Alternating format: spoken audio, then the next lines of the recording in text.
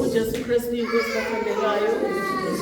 Ngibingelele ubaba umpostoli nomama umpostoli nobaba nabazalwane bonke egameni lenkosi yethu Jesu.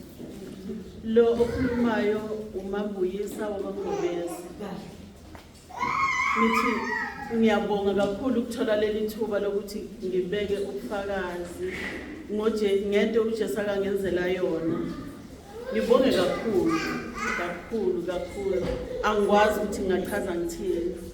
Kwathi ngo-2010 ngangigula ngisesibhedlela la eCJ la eNquthu ngiphethe ikhanda okwakuthiwa imeningitis. Ngilele ngingakwazi ukunyakaza ngingakwazi ukwenza lutho.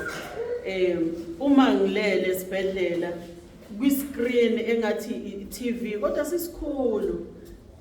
Kulesi screen ngabona ukhulu Tsibande uma kababa Tsibande. Ngambona ukhulu einsukwini kade ngivuma izono kuye. Ngambona la wathi wangibiza ngegama. Ngathi wathi siyahamba siye enkonzweni eMahlaba. Behamba beyenkonzweni eMahlaba ephethe iBhayibheli lakhe egqoke isiketi esimnyama netop eyayingathi imaroon. Wathi siyahamba siye enkonzweni. Mina ngalangazelela ukuya enkonzweni ukuhamba naye. Kodwa wathi wena awuzukhamba Ntomsile. Wathi ungcolile. Ngiyibheke ngithi ngcole kuphi ngoba ngeklini ngigezile. Wathi ungcolile Linda awuzukhamba.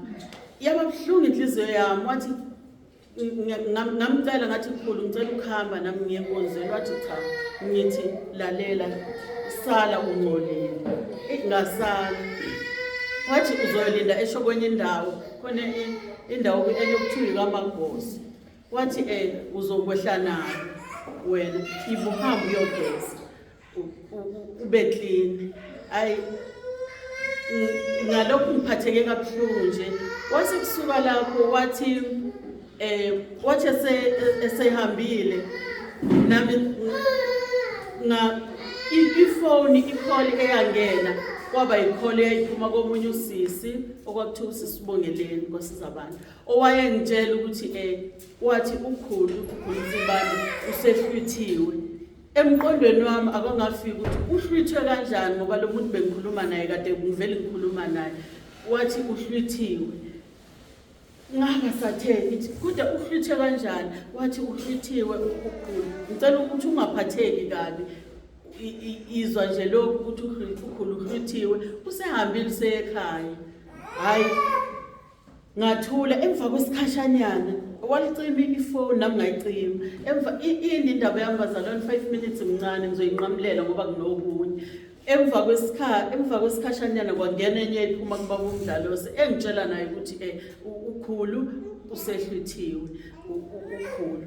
Izinto zonke izinto ezazenzeka bangibiza bethi angiveze ukuthi bekukanjani nje kukanjani ngabachazela imoto ezafika nokhulu umama kaBaba umpostoli ezafika efike ephuma emoshwari sezofihlwa esezobekwa emathuneni.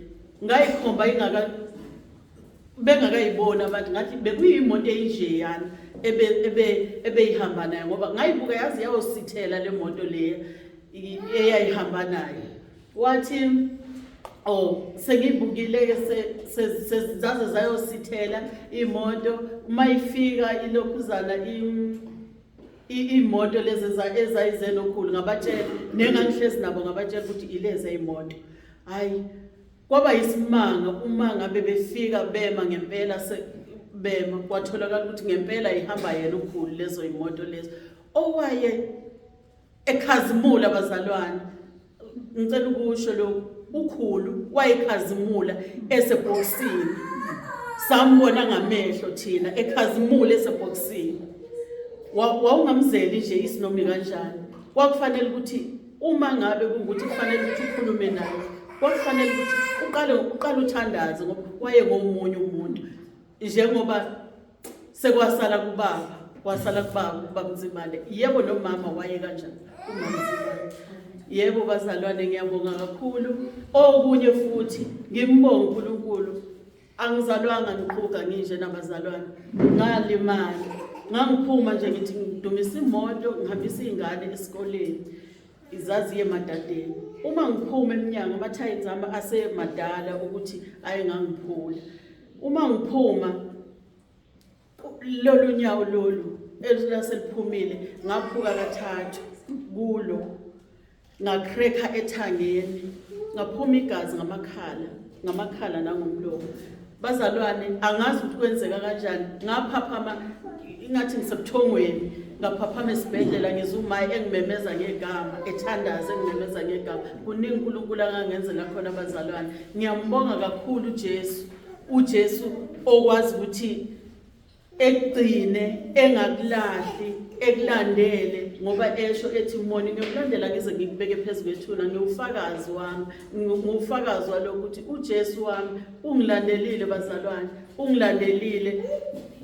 Ngingamlahla ngiyephi uma ngabe engenzela izinto ezinkulu kangaka.